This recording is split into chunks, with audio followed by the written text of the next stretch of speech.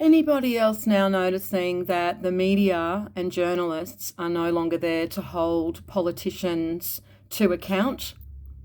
Because now what we get is just journalism that is basically narrating how much our government is screwing us over, but they actually don't go and interview anyone from the government and ask them why they are screwing us over and why they are failing us so badly. No, all they literally do is just document and report on how we're getting screwed over. So think about that, guys. The media used to be there to hold those in charge to account, right? They were our voice, and now that's not what they're doing anymore. So really, they're just propagandists. Hey, you guys that voted for Trump, hey, I know this is your guy, right? So time to take responsibility for your guy, because what's actually happened is you've helped install a dictator, and he is now going to start militarizing your police and your country, beginning with the liberal cities. So of course you agree, and then you'll laugh and cheer and ha ha ha, but you don't realize that once he's finished with all the blue cities, then he's coming for the red ones, because as I said, you guys have installed a dictator. He talks about me, because he's not we. He is all about himself and what he wants to do. And you're going to find that out pretty soon, because he's bringing you into World War III. So get ready for the draft as well. I warned this was coming. Just unreal. So now it seems our overlords are going to take us into World War III too. And, I don't see anybody even talking about this. Everybody is just so brainwashed into caring about the most trivial shit. The latest distraction, the latest celebrity and what they've done and what did P. Diddy do and Jeffrey Epstein. While this shit is happening right in front of our faces, everyone just cares about all this other stuff that is meaningless. This is coming to our neighborhoods. Are you aware of this? Because it seems to me people are not aware of this, because nobody even really cares that we're going towards World War III.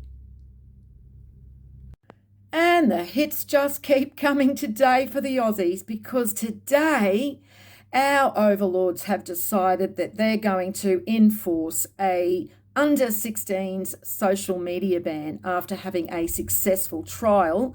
And I did a video about that trial and warned that this was coming last year. And so now it is about to be implemented. So they're saying that they have this technology that can tell if someone is under 16.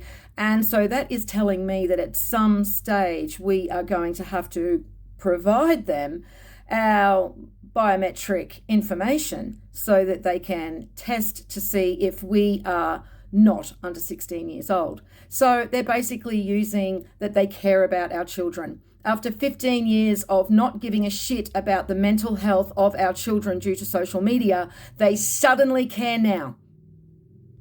Okay, bullshit new age meme of the day is this one.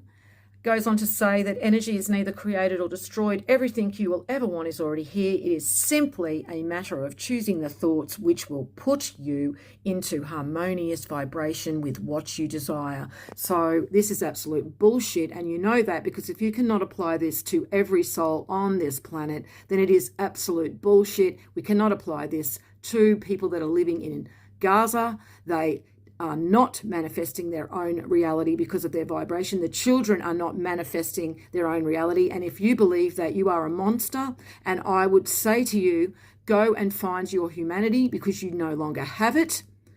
You are not creating your own reality. And the only reason you can delude yourself this is because you live in a stable first world country with no bombs dropping on your head.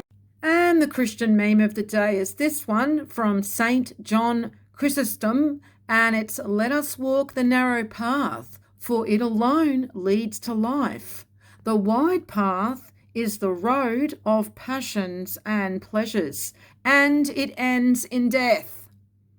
So that would be the narrow path with 2.4 billion other Christians walking it too. Wow, that's going to have to be a hell of a wide, narrow path.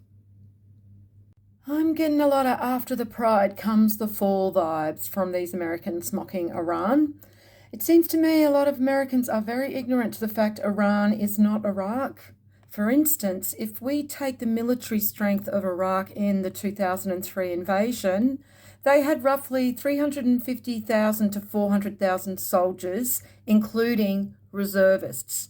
Iran, on the other hand, has over 1 million soldiers, and not to mention, they also have China, Russia, and North Korea for allies. The West is literally bankrupt. You're really thinking we're in a position to be ridiculing them?